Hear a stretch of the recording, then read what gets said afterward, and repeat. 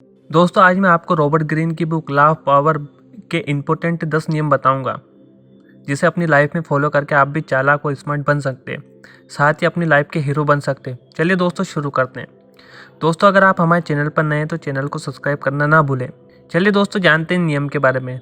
Number 1, अपने boss को कभी अपना टैलेंट ना दिखाएं। दोस्तों अपने बॉस को या अपने से ऊपर वालों को ये बताएं कि वह हमेशा आपसे बेहतर है। उन्हें खुश या प्रभावित करने के लिए अपने हुनर को अधिक प्रदर्शित ना करें, क्योंकि ऐसा करने से वे आपको नुकसान पहुंचा सकते हैं। आपके हुनर और काबिलियत से उनमें डर और असुरक्षा उत्पन्न हो सकती है। अपने मास्टर्स को सदा ये महसूस कराएं कि वह आपसे बेहतर और प्रतिभाशाली है, और इस तरह आप कामयाबी की ऊंचाइयों को हासिल करेंगे। नंबर 2, अपने उद्देश्यों को छुपाएं। आप क्या चाहते हैं और क्या करने वाले हैं किसी को ना बताएं। अपनी जुबान पर नियंत्रण रखने के लिए आपको मेहनत करनी होगी और लगातार अभ्यास करना होगा। दोस्तों समझदारी इसी में है कि आप लोगों से वही कहें जो वह सुनना चाहते हैं, ना कि वह जो आप बोलना चाहते हैं। इसलिए यह बहुत ज़रूरी है कि आप अपने शब्दों का इस्तेमाल ध्यान से करें।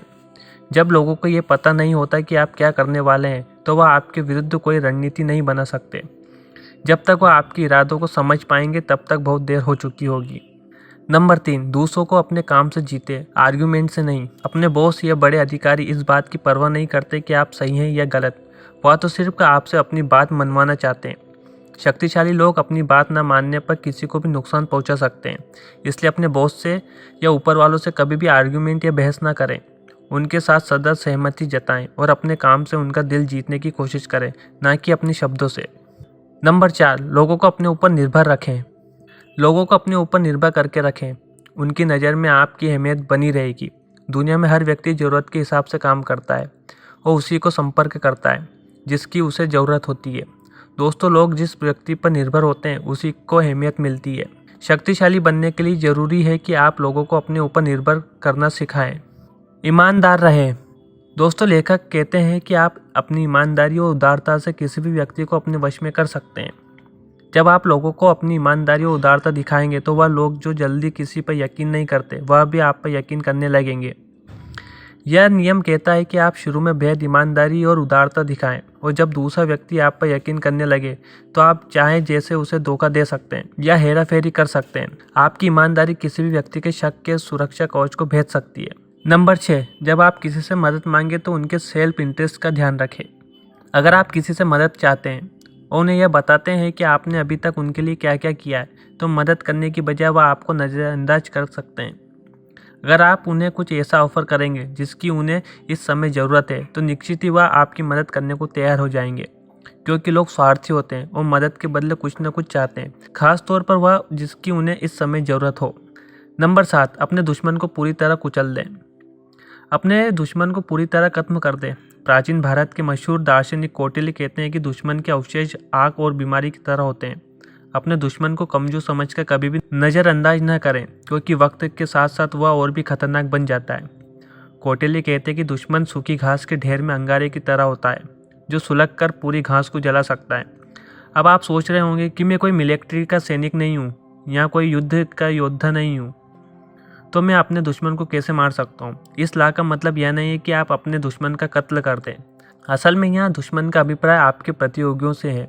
इसका मतलब है कि आप अपने प्रतियोगी पर हमेशा हावी रहें। नंबर 8, प्रतिष्ठा और आदर बढ़ाने के लिए अपनी अनुपस्थिति का प्रयोग करें। जितना आप लोगों को नजर आएंगे और सुने जाएंगे उतना ही साधारण लगेंगे। किसी भी प्रसंग की शुरुआत में आपको अपनी उपस्थिति को बढ़ाना होगा, क्योंकि अगर आप बहुत जल्दी गायब हो जाते हैं तो भुला दिए जाएंगे। जब आपके प्रेमी के मन में आपके प्रति प्रेम की भावना जाग जाए तो आपकी अनुपस्थिति उसे और बढ़ा देगी। दूसरों की नज़रों में अपना आदर और सम्मान बढ़ाने के लिए अपनी अनुपस्थिति को आप एक शक्तिशाली हथियार की तरह इस्तेमाल कर सकते हैं।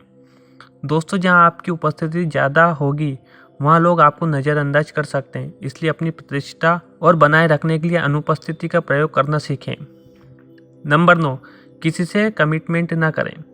आप किसी से कोई कमिटमेंट ना करें, क्योंकि जब आप किसी से कोई वादा करते हैं तो आप उसे पूरा करने के लिए प्रतिबद्ध हो जाते हैं। जिससे आप कमिटमेंट करते हैं आपका नियंत्रण उसके हाथ में चला जाता है। आपको अपनी छवि मजबूत बनानी चाहिए ताकि लोग खुद आपसे संपर्क करने की कोशिश करें। किसी से कमिटमेंट करने का मतलब है कि अपने आप को उनके हवाले कर देना। ऐसा करने से आपका कर्तव्य भी बढ़ जाता है और खुद पर नियंत्रण कम हो जाता है। इसलिए दोस्तों शक्तिशाली बनने के लिए यह बेहद ज़रूरी है कि आप कभी किसी से पक्का वादा ना करें और खुद की एक मजबूत छवि बनाने की कोशिश करें, ताकि आप खुद पर नियंत्रण रख सकें और लोग अपने काम के लिए खुद आपसे संपर्क करें। नंबर 10, लोगों को उन्हीं की तरह बनकर फंसाएं। दोस्तों दूसरों के सामने कोई भी मूर्ख नहीं दिखना चाहता। लेखक हमें बताते हैं कि आप अपने प्रतियोगी को हमेशा होशियार समझने का मौका दें। सिर्फ होशियार ही नहीं बल्कि आपसे अधिक होशियार।